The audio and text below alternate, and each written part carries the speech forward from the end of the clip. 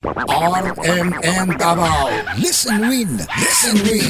Nadunggan na po ni siya mga kasama. Naglanog-lanog ang DXDC din sa iyong panimalay. Kompletong pangalan, ma'am.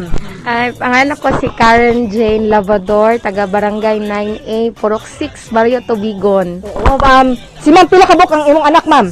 Ulo. Oo, nabulabog doon sa Radyo Manjon, kay tulog pa ni siya. Na nadunggan mo na itong DXDC, unsa 24 hours ginainyo ginapaminaw. Yes, ma'am, 24 hours jud kay mayong gud ang mga balita niya. Bag-o jud ang mga balita, ma'am ba. Ayos kayo! Kani, ipatugpa na nato atong dala. Nag-grasya! Early kayo atong grasya karon kang Ma'am Karen. Dawata, ma'am! Ang una, ang atong bugnaw kay nga soft drinks.